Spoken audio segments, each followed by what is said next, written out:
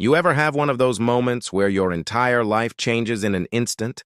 Not the kind you see coming, the kind that blindsides you so badly, you feel like the universe is playing some cruel joke? Yep, that was me. It was supposed to be an average night. I had spent the entire day immersed in legal documents, scarcely glancing at my phone. Lisa, my wife, had left me a couple of texts, something about a girls' night out. I didn't reply. Not because I didn't care, but because my brain was fried.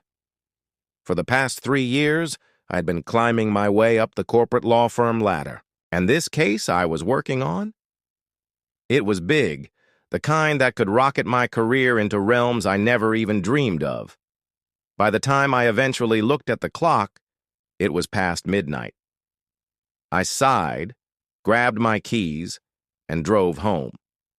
I should have known something was off the second I parked in our driveway.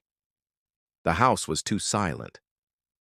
Lisa wasn't exactly the type to come home early from a night out, but something felt wrong. I could feel it in my bones, the way the hairs on the back of my neck stood up. Then came the flashing lights, red and blue, piercing through the darkness like knives. At first I thought there had been an accident, close. But then I spotted them. 4 cops blocking my driveway. "James Monroe," one of them called out as I stepped out of my car. I frowned. "Yeah?" "Turn. Around. Hands where we can see them." I let out a half laugh, assuming, just for a second, that this had to be some kind of mistake. "I'm a lawyer, for God's sake. I know my rights. Wait, hang on." I started raising my hands slightly, still trying to process what the hell was happening. "What's this about?" The cop didn't answer. Another one moved in, wrenched my hands behind my back, and click! Cold metal snapped around my wrists. Handcuffs, real ones. "What the hell is going on?" My voice rose as dread gripped me. I tried to turn my head, but they were already patting me down, pressing me forward. "I'm a lawyer. You can't just—" "James Monroe, you're under arrest for fraud and identity theft. You have the right to remain silent." "Fraud? Identity theft?" I let out a wheezing laugh. "You've got the wrong man. I'm a corporate attorney. This is absurd." That's when I heard it. Laughter. Not from the cops, not from me, from her. I turned my head just in time to see Lisa and her friends crowded on the porch, wine glasses in hand, cackling like this was some kind of comedy special. "Oh my God, you should see your face!" Lisa howled, doubling over. "Priceless, absolutely priceless!" I went still. "You!" I breathed, trying to comprehend what I was seeing. "Lisa, what the hell is this?" She wiped at her eyes, breathless from laughing. "It's just a prank, baby." Her friends clapped and screamed, and one of them even had the nerve to pull out their phone and start recording. "You're a lawyer, right?" Mia, Lisa's childhood best friend, chuckled. "Let's see if you can talk your way out of this one." The officers weren't in on the joke. That much was clear. They were dead serious. One of them was already reading me my rights, and another was reaching for something, a warrant.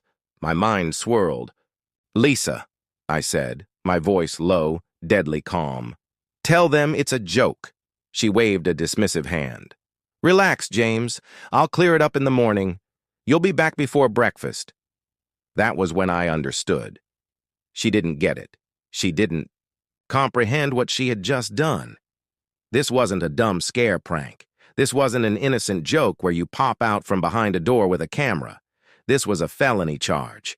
She had given fake evidence to the cops, enough to have me arrested. And these cops? They weren't actors. They weren't laughing along. They were just doing their job.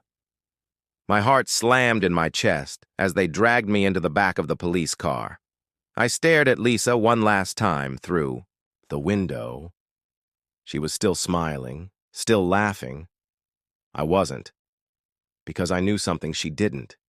She had just destroyed her entire life. Weren't simply a coincidence. They were a warning. I took the stage, adjusted the microphone, and let my sight linger on her before I said, I wasn't always a judge, I began, my voice smooth, controlled. Once upon a time, I was a fool. A guy who believed in love. A man who trusted the wrong person. The crowd leaned in, eager for the drama. Lisa grew pale. And then one night, I continued, my voice deepening, that individual deceived me in the worst way possible. They humiliated me, set me up, chuckled as I was brought away in handcuffs. But in the end, I let a slow, knowing smile extend across my face. In the end, they lost. Silent. A piercing, suffocating stillness. Lisa staggered backward. She knew. Everyone in that room knew. She had just become the humor of my victory speech. And the best part? No one even recognized her name. She was insignificant. Just another face in the crowd. And I had won. Her desperate attempt to talk to me, Lisa didn't leave right away. She lingered, waiting for an opening. And when the night was nearly finished, she eventually got what she wanted. A moment alone with me. I let her have it, because I wanted to witness exactly how damaged she had gotten. She reached for my hand, like I was still the man she had married. "James," she whispered, her voice shaking. I don't even know what to say." I raised an eyebrow. "You don't?" She swallowed hard. "I was dumb. I was selfish. I never meant for things to go that far. You have to believe me." I let out a quiet chuckle. "Believe you?" I echoed, tilting my head. "Why?" Lisa flinched. I drew closer, observing the way her breathing accelerated. "I gave you a life most people dream of," I said, my voice calm. "And you ruined it. You laughed while you did it. And you thought I'd come back?" Tears welled in her eyes. I thought I was young and reckless," she said, her voice shaking. "I thought you would forgive you," I ended for her. She nodded. I leaned in, just enough to watch her shiver. And then I uttered the words that broke whatever was left of her. "Lisa, I don't forgive you." The final goodbye. I witnessed it happen. The moment the last piece of hope evaporated from her eyes. The realization that I wasn't furious anymore. I wasn't carrying a grudge. I was simply done. And that was worse than any retaliation she had imagined. I turned away, without another word, without looking back. "Lisa." She stood there, speechless, for the first time in her life. And that was the final time I ever saw her, because Lisa was already gone. She just hadn't realized it yet.